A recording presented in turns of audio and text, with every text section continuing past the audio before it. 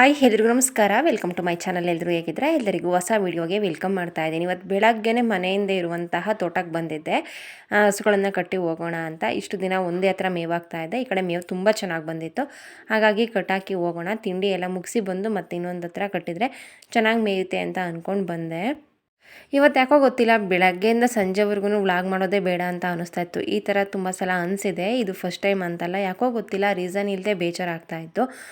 ಕೆಲವೊಂದು ಸಲ ನಾವು ಎಷ್ಟೇ ಸ್ಟ್ರಾಂಗ್ ಇದ್ದೀವಿ, ನಮಗೆ ಯಾರೇ ಏನೇ ಹೇಳಿದ್ರು ಅದು ನಮಗೆ ತಾಟಲ್ಲ, ನಾವು ಆ ಥರ ಯೋಚನೆ ಮಾಡಲ್ಲ ಅಂತ ನಾವು ಎಷ್ಟೇ ಸ್ಟ್ರಾಂಗ್ ಇದ್ರೂ ಕೂಡ ಕೆಲವೊಂದು ಸಲ ಅವರು ಚಿಕ್ಕ ವಿಷಯನೇ ಆಗಿರ್ಬೋದು, ಅದು ಅಂದರೆ ಸಿಕ್ಕಾಪಟ್ಟೆ ಬೇಜಾರಾಗ್ತಾ ಇರುತ್ತೆ, ತಲೆಯಲ್ಲಿ ಅದೇ ಕೊರಿತಾ ಇರುತ್ತೆ. ನನಗೂ ಕೂಡ ಇವತ್ತು ಅದೇ ಥರ ಆಗಿಬಿಟ್ಟಿತ್ತು. ಯಾಕೋ ಗೊತ್ತಿಲ್ಲ, ಸಿಕ್ಕಾಪಟ್ಟೆ ಬೇಜಾರಾಗ್ತಾಯಿತ್ತು. ಚೂರು ಮಾತಾಡ್ಸಿದ್ರು ನೋಡು ಬರೋ ಥರ ಆಗ್ತಾಯಿತ್ತು.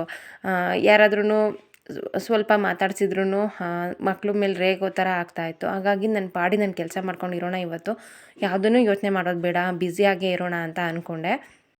ಬೆಳಗ್ಗೆ ತಿಂಡಿಗೆ ನಾನಿಲ್ಲಿ ಮೊಸರನ್ನ ಮಾಡಿ ಉಪ್ಪಿಟ್ಟು ಮಾಡ್ತಾಯಿದ್ದೀನಿ. ಲಡ್ಡುಗಾಗಿರ್ಬೋದು, ನಿತ್ಯಗಾಗಿರ್ಬೋದು ಮೊಸರನ್ನ ಅಂದರೆ ಸಿಕ್ಕಾಪಟ್ಟೆ ಇಷ್ಟ. ಈಸಿ, ಬೇಗನೆ ಆಗಿಬಿಡುತ್ತೆ. ಅವ್ರಿಗಿಷ್ಟ ಅಂತ ಅವಾಗವಾಗ ಮಾಡ್ತೀನಿ. ಉಪ್ಪಿಟ್ಟು ಬಿಸಿ ಬಿಸಿ ಇದ್ದಾಗ ತಿಂದ್ರೇ ಚೆನ್ನಾಗಿರುತ್ತೆ. ಹಾಗಾಗಿ ಫಸ್ಟು ತಿಂಡಿ ಎಲ್ಲ ಮಾಡಿಕೊಂಡೆ. ಇವಾಗ ಅಂಬಲಿ ಮಾಡ್ತಾಯಿದ್ದೀನಿ. ಇವಾಗಂತೂ ಪ್ರತಿದಿನ ಅಂಬಲಿ ಮಾಡ್ತೀನಿ. ಈ ಬೇಸಿಗೆಯಲ್ಲಿ ಅಂಬಲಿ ಮಜ್ಜಿಗೆ ಕುಡಿದ್ರೇ ದೇಹಕ್ಕೆ ತಂಪು. ಹಾಗಾಗಿ ಅಂಬಲಿ ಅಂತೂ ಬೆಳಗ್ಗೆನೇ ಮಾಡಿಟ್ಟು ತಣ್ಣಗಾದ್ಮೇಲೆ ಕುಡಿತಾರೆ ಅಂತ ಬೆಳಗ್ಗೆನ ತಿಂಡಿ ರೆಡಿ ಆಯಿತು. ಉಪ್ಪಿನಕಾಯಿ, ಉಪ್ಪಿಟ್ಟು, ಮೊಸರನ್ನ, ಅಂಬಲಿ. ತಿಂಡಿ ಎಲ್ಲ ಮುಗಿಸ್ಕೊಂಡು ನಿತ್ಯನ ಸ್ಕೂಲಿಗೆ ಕಳಿಸಿ ಇವಾಗ ಮತ್ತೆ ತೋಟಕ್ಕೆ ಬಂದಿದ್ದೆ. ವಾರಕ್ಕೊಂದು 2-3 ದಿನನಾದ್ರೂ ಮನೆಯಿಂದಿರುವಂತಹ ತೋಟನ ಕ್ಲೀನ್ ಮಾಡ್ತೀನಿ. ದೂರ ಇರೋ ತೋಟಕ್ಕೆ ಆದಷ್ಟು ನಾನು ಹೋಗೋದು ಕಡಿಮೆ. ಹೋದಾಗ ನನ್ನ ಹಸ್ಬೆಂಡೇ ಕ್ಲೀನ್ ಮಾಡ್ತಾ ಇರ್ತಾರೆ. ಮನೆ ಹಿಂದಿರೋದು ಹತ್ರನೇ ಅಲ್ವಾ, ಹಸ ಕಟ್ಟಕ್ಕೆ ಬಂದಿರ್ತೀನಲ್ಲ, ಆವಾಗವಾಗ ಕ್ಲೀನ್ ಮಾಡಿ ಹೋಗ್ತೀನಿ. ಈ ಥರ 3 ಲೈನಿಗೆ ಸೋಗೆಗಳನ್ನು ಹಾಕ್ತಾಯಿದ್ವಿ. 3 ಲೈನನ್ನು ಹಾಗೇ ಬಿಟ್ಟಿದ್ದೀವಿ ಫ್ರೀಯಾಗಿ. ಯಾವಾಗಲೂ ನೀರು ಹೊಡಿಯೋದ್ರಿಂದ ಸೋಗೆ ಎಲ್ಲ ಅಲ್ಲೇ ಕರಗುತ್ತೆ, ತೋಟಕ್ಕೆ ಗೊಬ್ಬರ ಆಗುತ್ತೆ ಅಂತ. ಹಾಗೆ ಕಾಯಿ ಬಿದ್ದಿರುತ್ತಲ್ಲ, 1, 2, 3, 4 ಈ ಥರ ಕಾಯಿ ಸಿಗ್ತಾನೆ ಇರುತ್ತೆ.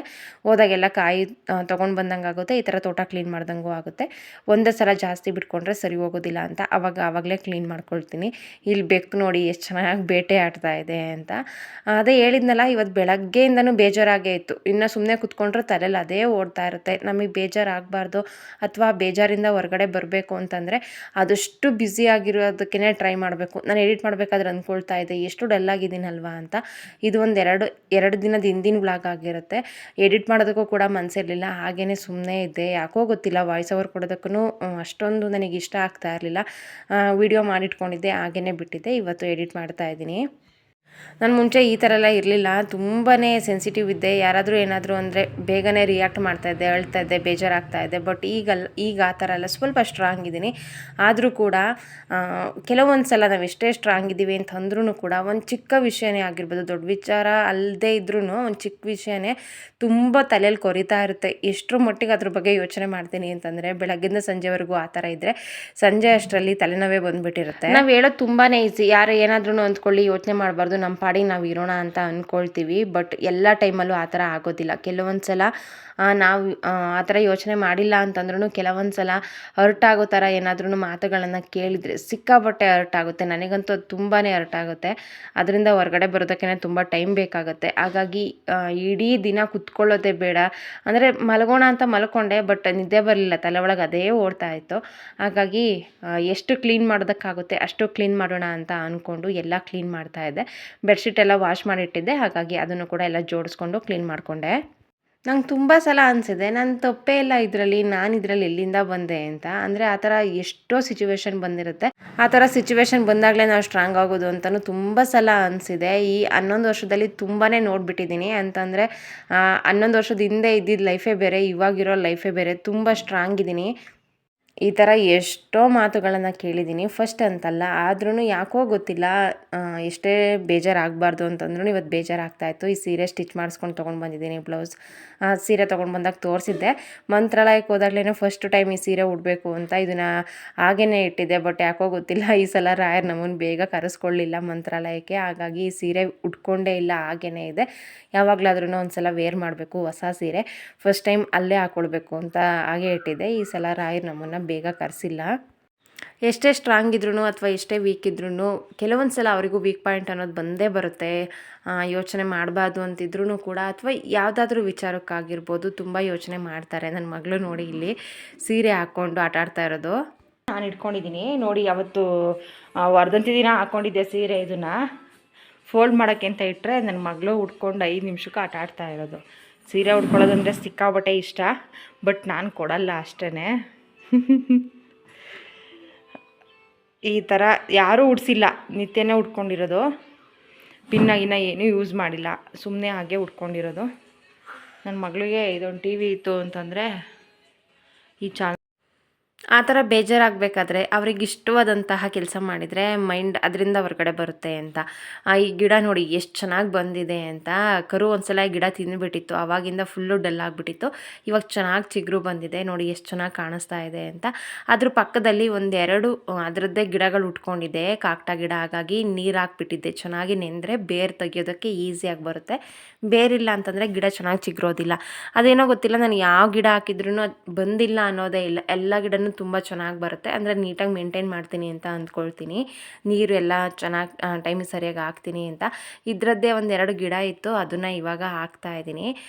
ಈ ಥರ ತೋಟಕ್ಕೆ ಹಾಕ್ತಾಯಿದ್ದೀನಿ. ಅದು ಬೋರ್ ಪಕ್ಕ ಹಾಕಿದ್ದೀನಿ ನಾನು ಅದನ್ನು. ಏನಾದರೂ ಮೋಟ್ರ್ ಎತ್ತೋಕೆ ಬಂದರೆ ಅಥವಾ ವ್ಯಾನ್ ಬಂದರೆ ಆ ಗಿಡ ಜಾಸ್ತಿ ದಿನ ಇರೋದಿಲ್ಲ. ಹಾಕಿದಾಗಲೇ ನನ್ನ ಹಸ್ಬೆಂಡ್ ಹೇಳಿದರು, ಅದು ತುಂಬ ದಿನದವರೆಗೂ ಇರೋದಿಲ್ಲ, ಏನಾದರೂ ಪ್ರಾಬ್ಲಮ್ ಆದರೆ ಆ ಗಿಡ ಹೋಗುತ್ತೆ ಅಂತ. ಹಾಗಾಗಿ ಅದರ ಆಲ್ಟರ್ನೇಟಿವ್ ಆಗಿ ಅದರದ್ದೇ ಗಿಡಗಳನ್ನು ತೋಟದಲ್ಲಿ ಹಾಕ್ತಾಯಿದ್ದೀನಿ. ಅಂದರೆ ಜಾಗ ಎಲ್ಲಿ ಫ್ರೀ ಆಗಿದೆ, ಎಲ್ಲಿ ನನಗೆ ಮೇಂಟೈನ್ ಮಾಡೋದಕ್ಕೆ ಈಸಿ ಆಗುತ್ತೆ. ಹೂವು ನೋಡಿ ಎಷ್ಟು ಚೆನ್ನಾಗಿ ಬಂದಿದೆ ಅಂತ ಡೈಲಿ ನೋಡ್ತೀನಿ. ನನಗೆ ಏನೋ ಒಂಥರ ಇದು ಥೆರಪಿ ಅಂತಲೇ ಹೇಳ್ಬೋದು. ನನಗೇನಾದರೂ ಬೇಜಾರಾದಾಗ ಕ್ಲೀನಿಂಗ್ ಕೆಲಸ ಮಾಡಿದರೆ ಅಥವಾ ಈ ಥರ ಗಿಡಗಳನ್ನು ನೋಡಿದರೆ, ಅದರದ್ದು ಕೆಲಸ ಮಾಡಿದರೆ, ಹೂಗಳನ್ನು ನೋಡಿದರೆ ನಂಗೆ ತುಂಬಾ ಖುಷಿ ಆಗುತ್ತೆ. ನಂಗೆ ತುಂಬ ಇಷ್ಟ ಆಗುತ್ತೆ. ಹಾಗೆ ಈಗ ಜೊತೆಗೆ ಈ ಪುಟಾಣಿ ಕರುಗಳು ನಾನು ಹೋದ ತಕ್ಷಣ ನನ್ನನ್ನು ಕೂಗ್ತವೆ, ಮಾತಾಡಿಸ್ತವೆ. ಬೂಸೋ ಟೈಮಿಗೆ ಆದರೆ ಕೂಗ್ತಾ ಇರ್ತವೆ, ಇನ್ನೂ ಇಟ್ಟಿಲ್ಲ ಅಂತ. ಒಂಥರ ಮಕ್ಕಳು ಥರ ಇರ್ತವೆ. ಮಕ್ಕಳ ಜೊತೆ ಇವೆರಡು ಮಕ್ಕಳಾಗ್ಬಿಟ್ಟಿದ್ದಾವೆ ಇವಾಗ. ಸಂಜೆ ಆಯಿತು, ಮತ್ತೆ ಕೆಲಸ ಎಲ್ಲ ಮುಗಿಸ್ಕೊಂಡಿದ್ದೆ. ಸಾಕು ಕೆಲಸ ಅಂತ ಅಂದ್ಕೊಳ್ತಾ ಇದ್ದೆ. ಬಟ್ ಯಾಕೋ ಗೊತ್ತಿಲ್ಲ, ಒಂಥರ ಅನ್ನಿಸ್ತಾಯಿತ್ತು, ಒಂಥರ ಲೋ ಫೀಲ್ ಆಗ್ತಾಯಿತ್ತು. ಚುರ್ಮುರಿ ಮಾಡ್ತಾಯಿದ್ದೀನಿ. ನನ್ನ ಮಕ್ಕಳು ಏನಾದರೂ ಮಾಡ್ಕೊಡ್ತೀಯಾ ಮಮ್ಮಿ ಇವಾಗ ತಿನ್ನೋದಕ್ಕೆ ಅಂತ. ಜಾಸ್ತಿ ಹೊತ್ತು ಒಲೆ ಮುಂದೆ ನಿಂತ್ಕೊಂಡಂಗೆ ಮಾಡೋದಕ್ಕೂ ಯಾಕೋ ಇಷ್ಟ ಆಗ್ತಾ ಇರಲಿಲ್ಲ. ಹಸಿ ಚುರ್ಮುರಿ ಆದರೆ ಪಟಾಪಟ್ ಅಂತ ಆಗುತ್ತೆ, ಟೇಸ್ಟ್ ಕೂಡ ಚೆನ್ನಾಗಿರುತ್ತೆ. ಖಾರ ಕಡಿಮೆ ಮಾಡಿದರೆ ಇಬ್ಬರು ತಿಂತಾರೆ, ಖಾರ ಆದರೆ ಲಡ್ಡು ತಿನ್ನೋದಿಲ್ಲ.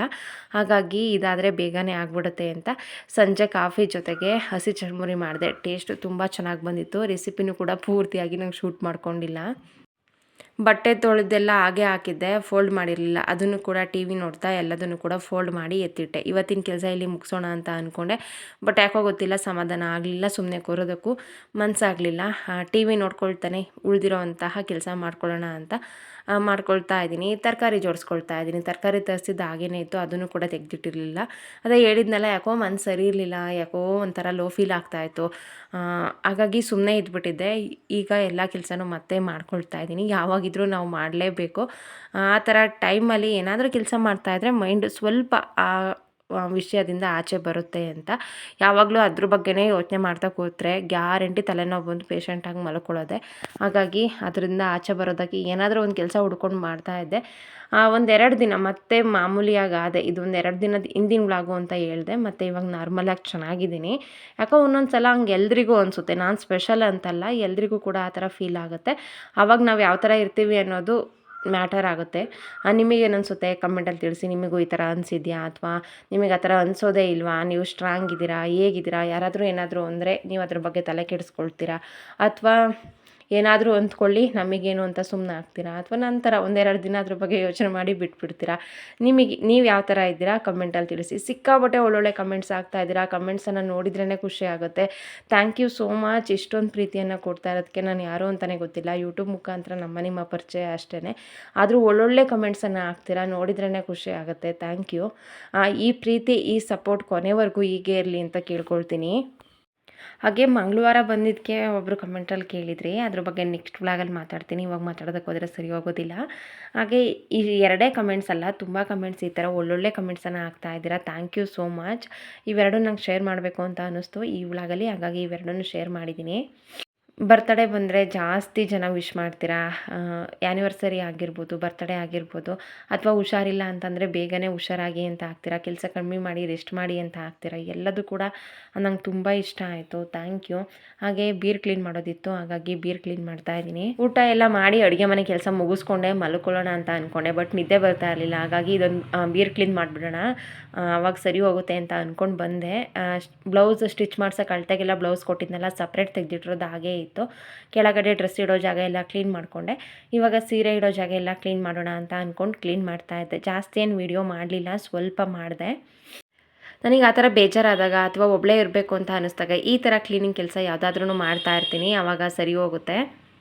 ಜಾಸ್ತಿ ಟೈಮ್ ಅದರಲ್ಲೇ ನಾವು ಕೆಲಸದಲ್ಲೇ ಇರೋದ್ರಿಂದ ನಮಗೆ ಅಷ್ಟೊಂದು ಆ ಥರ ಯೋಚನೆಗಳು ಯಾವುದೂ ಬರೋದಿಲ್ಲ. ಹಾಗಾಗಿ ಆದಷ್ಟು ಈ ಥರ ಕೆಲಸಗಳನ್ನು ಮಾಡ್ತಾ ಇರ್ತೀನಿ. ಒಬ್ಬರು ವ್ಯೂವರ್ ಕಮೆಂಟ್ ಹಾಕಿದ್ರು, ಅದನ್ನು ಸ್ಕ್ರೀನ್ ಮೇಲೆ ಶೇರ್ ಮಾಡಿದೆ ನಾನು. ನಿಮ್ಮ ಥರ ನಮಗೂ 2 ಹೆಣ್ಮಕ್ಳಿದ್ದಾರೆ, ಇನ್ನು ಒಬ್ಬಳು ಪಾಪು ಚಿಕ್ಕವಳು, ಕೆಲಸ ಜಾಸ್ತಿ ಇರುತ್ತೆ, ಅದರಿಂದ ಟೈಮಿಗೆ ಸರಿಯಾಗಿ ವ್ಲಾಗ್ ನೋಡೋದಕ್ಕಾಗ್ತಾ ಇಲ್ಲ. ಸಾರಿ, ಲೇಟ್ ಆದರೂ ಪರವಾಗಿಲ್ಲ, ಎಲ್ಲದನ್ನೂ ನೋಡ್ತೀನಿ ಅಂತ ಹಾಕಿದ್ರು.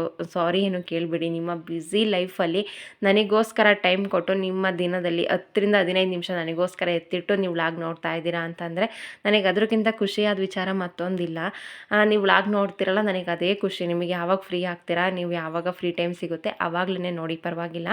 ಸಾರಿ ಎಲ್ಲ ಕೇಳಿಬಿಡಿ. ಆ ಕಮೆಂಟ್ಸ್ ನೋಡಿ ತುಂಬಾ ಖುಷಿ ಆಯಿತು. ಎಷ್ಟು ಒಬ್ಬರನ್ನ ಅವ್ರ ಬಗ್ಗೆ ಗೊತ್ತಿಲ್ಲದೆ ಹಚ್ಕೊಳ್ಬಹುದು ಅಂತ. ನನಗೆ ನೀವು ಯಾರು ಅಂತ ಗೊತ್ತಿಲ್ಲ. ನನ್ನ ಯೂಟ್ಯೂಬಲ್ಲಿ ನನ್ನ ಕಮೆಂಟ್ಸ್ ನೋಡಿದಾಗಲೇ ನಿಮ್ಮ ಬಗ್ಗೆ ಸ್ವಲ್ಪ ನನಗೆ ಗೊತ್ತಾಗೋದು. ಬಟ್ ನನ್ನನ್ನು ನೀವು ಡೈಲಿ ನೋಡ್ತೀರಾ. ನನ್ನ ಲೈಫ್ ಬಗ್ಗೆ ಏನೇ ಅಪ್ಡೇಟ್ಸ್ ಇದ್ರೂ ಒಂದು 70% ಆದ್ರೂ ನಾನು ನಿಮ್ಮ ಜೊತೆ ಶೇರ್ ಮಾಡ್ಕೊಂಡಿರ್ತೀನಿ. ಅದರಿಂದ ನನ್ನ ಬಗ್ಗೆ ಸ್ವಲ್ಪ ತಿಳ್ಕೊಂಡಿರ್ತೀರ, ಖುಷಿಯಿಂದ ಕಮೆಂಟ್ಸ್ ಮಾಡ್ತೀರಾ. Thank you so much. ಎಲ್ರಿಗೂ ಕೂಡ ನಾನು ಅಷ್ಟೇ ಖುಷಿಯಿಂದ ರಿಪ್ಲೈ ಮಾಡ್ತೀನಿ.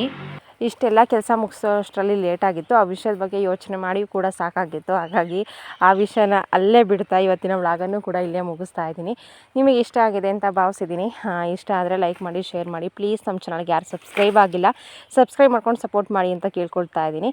ಹಾಗೆ ಈ ವಿಡಿಯೋ ಬಗ್ಗೆ ನಿಮ್ಮ ಅಭಿಪ್ರಾಯ ಮತ್ತು ಅನಿಸಿಕೆಗಳನ್ನು ಕಮೆಂಟ್ ಬಾಕ್ಸಲ್ಲಿ ತಿಳಿಸೋದನ್ನು ಮರಿಬೇಡಿ.